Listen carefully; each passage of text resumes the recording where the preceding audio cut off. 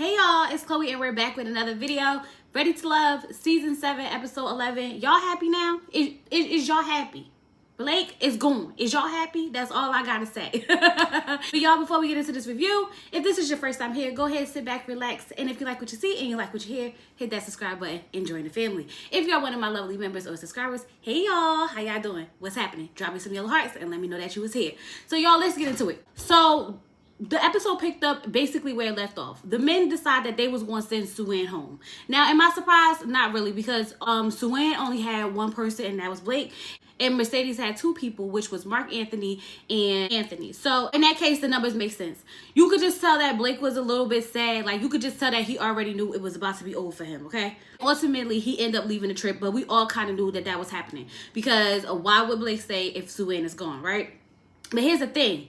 Jeffrey's in the daggone confessional talking about everyone's all like being supportive and stuff like that and sad that she's leaving. That's all BS. By Advocate Sue. First of all, Jeffrey, ill. And this is what I mean by her attitude sucks. It has everything to do with her attitude. It's disgusting. What was the purpose of that? The girl has not bothered you, said nothing about you. She done this process the way she did the process, and now she's going home. And people can't be sad that she's leaving. It got to be BS.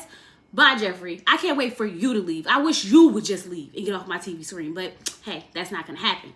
But during this elimination, Mercedes realized that it's time for her to step her game up. So she got to really, hone in tight on her connections. Meanwhile, Morgan's in the kitchen cooking. Tony's making, like, these little nasty comments like, I love to eat, right, baby? I love to eat. Ew, Tony. Nobody wants to see that or hear that from you, okay? She says, apparently she makes him nuts.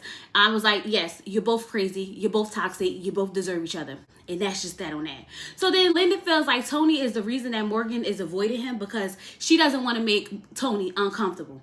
Because now she's in an uncomfortable position, which is true. But he said it's time for him to find out like where he stands with her because he can't keep doing this. And I'm with you on that, Lyndon. Like, I'm not about to tippy toe around you because of Tony. Ew, no. So y'all, Cynthia and Andre sitting down in the little swingy things and they talking and whatnot, and he feels like Cynthia's stepping up her game, and I'm trying to figure out, like, what did Cynthia say or do that made you feel like she was stepping up her game? She just said that she think you was a great dude. I'm like, Andre is really putting 10 on 20. Nothing in that conversation between them on the swings made me feel like she moved up some points. I feel like that's the same thing Cynthia been telling Andre since they got here. All she's basically saying is that it was easy for him to come back in and, get in her top connections again.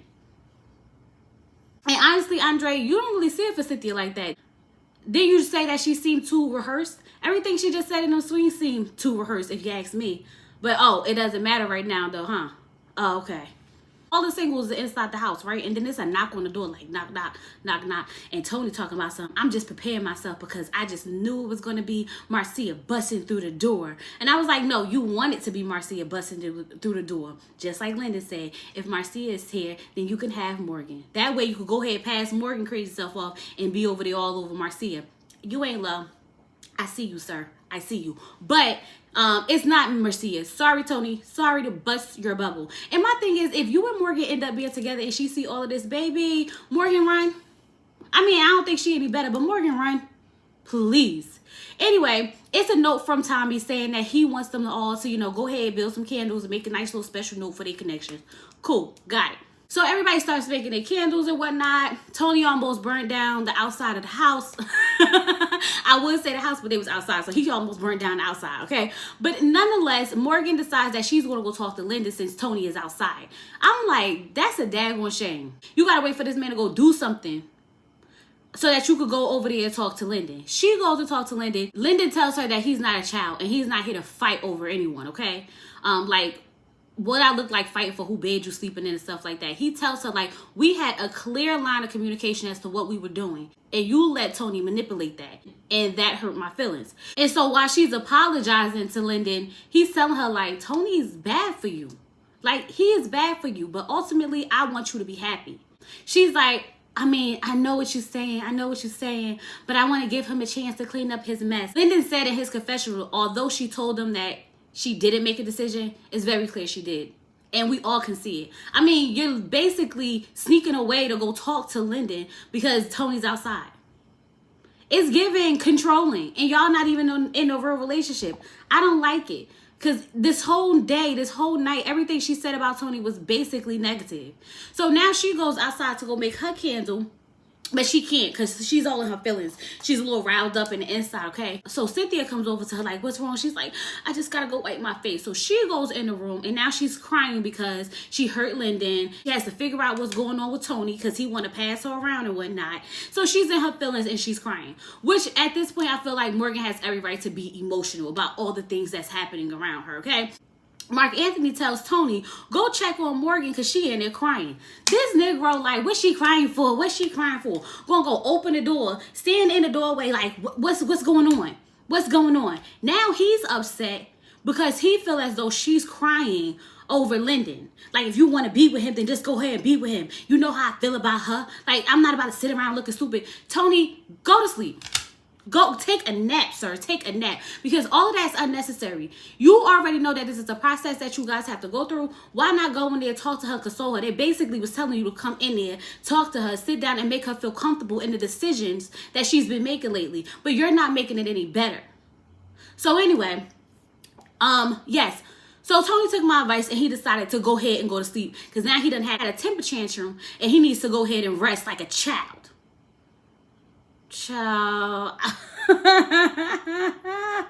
Woo! I hope somebody gave him a sleeping pill to put him to sleep because, baby, he was doing way too much for me. Way too much for me. So now they're doing their little pajama party and Jeffries comes out in this like pink robe thing. Everybody's like, ooh! And I'm like, I don't see what the big deal is, but okay, y'all. I guess you had to be there to get it. So anyway, everybody like, where Tony at? Sleeping like the baby he is, okay? So now they're exchanging their candles for each other. Jeffrey named her candle Biblical Husband for Andre. Jeffrey, whatever. Mark Anthony named his little brown sugar thing, and Jeffrey got the little stink face on over there because she like, Mark Anthony just really shows me who he is. Like, I see his ego. Shut up, Jeffrey. Shut up. Dang, she got on my nerves so bad, okay? So then Mercedes made a candle for Mark Anthony, you know, for her Haitian Nation connection and whatnot. And Anthony made his one for Cynthia that he named Thinking of You, which I thought was really cute. So then Cynthia made hers for Anthony, and she said she put coffee in it because she want to wake up to him every day, all right? But Cynthia made another candle for Andre as well. And Jeffrey over there talking about something like, what is happening? Girl, she made candles. Ain't my fault you only made one candle. Be quiet. Hater. It's giving hateration up in this dancery. So anyway, she made a candle for Andre with roses or something scented so that she could give him his flowers or whatever, okay? And so then Andre, he also made 2 candles, but he made one for Cynthia, and I think he said it was like apple scented because she's the apple of his eye. And then he said for his second connection, ooh, Jeffrey, you should feel some type of way because he said second connection that he made one with something about the heart because she's the core of his heart. Child, I don't know. So then Morgan won't even let Daggone Lyndon give her his candle. She got to go get it herself. And Lyndon was like, it got 2 flames because you got 2 flames. But what you need to do when you light it is only light one. Only light one wick. Because you got too much going on. And I'm like, but the smell, it don't smell as good if you don't light the both of them. Like, they gave you 2 for a reason, Lyndon. 2's better than 1, always. But in this case, I definitely understand what he's saying. So they was like, who candle is that with nothing in it? They was like, Tony's candle, child. Tony's candle didn't have enough wax and it had a bug in it. That's all bad. That's all negative right there. That should be a sign. It's just a negative wave over there. So Morgan says that she is happy that Tony is asleep because now she could get some peace. I feel like anytime you have to make statements like that about your person, that maybe you shouldn't be with that person. You know what I mean? Like, I could get some peace now. You've been here all these days and you could finally get some peace because this man decides to throw himself into a temper tantrum and to sleep. Okay, good. Child, both of y'all deserve each other because if you don't see anything wrong with this, Morgan, I don't know what to tell you, sis. I just don't.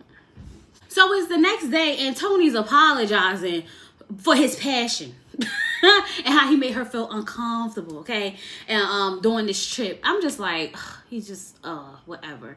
So he's giving her this whole speech about how he wants to be everything that she needs and he's going to protect and provide for her and whatnot. I'm like, protect and provide? You was just ready to pass her right along to Lyndon when Marcia was here. So what you mean by protect?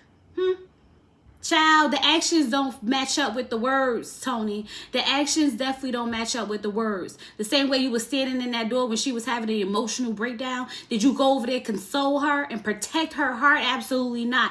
The actions don't match up with the words, sir. But she fell for it, so it don't matter. So now Blake goes to talk to Tommy because he's telling Tommy, like, ain't no point in me being here. My connection is gone, so what I'm going to stay around and get sent home for? I've been in the bottom all this time. I'm going to get them what they want. I'm going to go ahead and bow out. Good for you, Blake, okay? Because I wouldn't give them ladies the satisfaction of sending me home either. Y'all not gonna put me on the bottom every single week and think that y'all finally gonna get my girl up out of here and send me out of here, child. Blake said, I got to go. Peace out. Bye. So now I don't want to hear no more. Blake needs to go. Blake needs to go. He's going, y'all. He's going. But I've been feeling like Tony needs to go. Lately, I've been feeling like it's been Tony. Okay, my attention kind of hasn't really been on Blake that much. But that daggone Tony is working on me something serious, y'all. Something serious. So now that the trip is over, everybody's going home. Mercedes feel like this is her time to go out with Mark Anthony to really get a feel for him, okay? So they're going to sit down. They're playing chess for kisses and whatnot. They play 2 truths and a lie. And she's allergic to apples. She says that when she eats the apples, like her mouth and stuff get itchy. And I can relate because that's how I am with oranges. It's wild. It's crazy. It's crazy. Like as soon as I eat one, my throat itch and everything start to feel a little tingly inside, okay? And then we find out that he almost died at hiking camp from hypothermia because he had fell asleep in the cold and they was like waking him up like, Dag, we wouldn't have found you. You probably would have passed away. So thank God that they found him. But his lie wasn't really a lie because he did have sex in the library, but he just didn't get caught. He just didn't get caught, okay? So then they asked Mercedes, like, Mercedes, would you have sex with Mark Anthony in the library? And she was like, no. And I said, why would y'all ask her that? Because if she would, I don't think she would say it. You know what I mean? You never kiss and tell. You never kiss and tell. But anyway, they still their date with a bunch of kisses. A lot of kisses, I might add, okay? And then she was like, you ready to go? I said, where y'all going? Because y'all just be kissing like that and to talk about something is you ready to go with the look up and down like y'all about to go home. It's the Mark Anthony eyes. I told y'all something about them eyes. Be like, come get me. Come get me. So all the ladies meet back up with Tommy. Y'all, we back at the church bar or whatnot, okay? And Tommy tells them that Blake has self-eliminated. Jeffrey still with her negative comments. I feel like it was a cop-out. Whatever. It doesn't matter. Doesn't matter. Anyway, Cynthia tells Tommy that she kissed Anthony, and she said to herself that she wasn't going to kiss anyone till she knew that they was the one. So I was like, ooh, yes, come on, Cynthia and Anthony. They might as well go ahead and be a couple. I told you that they need to go ahead and do this thing. Come on, Cynthia. Come on, Anthony. I can see it. I can feel it for y'all, okay? So while everyone's talking about their connections, one thing that I did notice is that Jeffrey is really trying to one-up everyone's connection. Like Mercedes talking about her connection with Mark Anthony, and here she go with her connection. How it's just so great, okay? And Cynthia's talking about her connection with Andre. Here she go with her connection with Andre. It's so spectacular. Like, oh my God, like these are my husbands, okay? And then I thought maybe I'm just doing too much. Maybe I'm overanalyzing it. But then she goes to the confessional and she says that she's very competitive. And even though her men have other connections, she knows she's going to win. So sis, you think you're going to win both of them? You think you're going to be on the bridge and both of them will be coming both ways and you're going to have to pick which one you want? I doubt it. I highly doubt it. Because Mark Anthony gave his candle to Mercedes anyway. And Andre gave Cynthia and you a candle, but he gave you your second to his second connection. So I'm trying to figure out where you winning at, sis. Where you winning? But I'm going to let you have it, and I'm going to let you feel however you feel like you need to feel. Of course, we get to Morgan. Morgan says it's never changed. It's still Tony for her, okay? That's her strongest connection, although Lyndon is her safe space. And Cynthia was like, I'm going to just put all this on blast. And she just came out like, well, Lyndon told us that Tony said that if Marcia was here, that Lyndon can have Morgan. So I'm sitting here like, woo, child, Cynthia. Cynthia don't see it for Tony. And not with her, because definitely pay attention to how somebody treats you when they mad at you. Tommy was like, he said that? And she was like, yeah. He was like, how did it make you feel? She was like, I just felt disappointed. But he still deserves a little grace. Anyway, Tommy said, Morgan, How many red flags you getting from him? She like his temper, his communication. Okay, so what about Lyndon? How many red flags you get for him? I mean, we just have two different lifestyles. He's been a part of the nightlife. But the man that I saw at the strip is the man that I, saw from day one. And Tommy was like, you see how you passionate you spoke about him? And she was like, yes, but the heart wants what the heart wants. And I just have to, see if this thing between me and Tony is it. Girl, just pick Tony so we could stop this foolishness. Like, I don't understand. Like, why are you trying to keep Lyndon around when it's clear that you just want Tony? So anyway, Tommy tells her to go ahead and take Lyndon out, and you make the final decision whether or not he's ready to love. So now she goes to take Lyndon out to, kind of gauge whether or not he's ready to love. I'm not going to hold you. That bob looks so good on Morgan. Y'all was sitting like, dang, I want to get my bob back because it was definitely giving what it was supposed to give. All right. So Lyndon's coming in this date to explain to Morgan that Tony is putting her in between the both of them. This is why them two are bickering, arguing, and fighting because of Tony. So when Morgan sits down to talk to him, she tells him like she didn't really know how passionate or how he really felt about her. So she put most of her focus on Tony because Tony showed how passionate and how he really felt about her. So she was like, but I really want to just talk about me and you, Lyndon. Like, I need someone that could protect and provide and all these things for me. He has an intimate relationship with Guy. And then Lyndon was like, so you think that Tony do? You don't think he just saying that? She like, leave Tony out of it. Like, I need you to focus on me and you. I understand what Lyndon was trying to do, but this was his time to really step into them shoes for Morgan. But I think that this is no longer about his connection with Morgan. It's about his dislike for Tony more so than anything because it always reverted back to Tony. But when she asked him straight up, do you think that you are the man that I need right now? And he was like, no. And I was like, I appreciate that from Lyndon so much because Lyndon not trying to marry nobody in 2 years and have kids and all that other stuff in 2 years. So he's going to go ahead and let her be with Crazy Morgan. And I say, good for you, Lyndon, because you had way too much hair to lose to be sitting there messing with Morgan.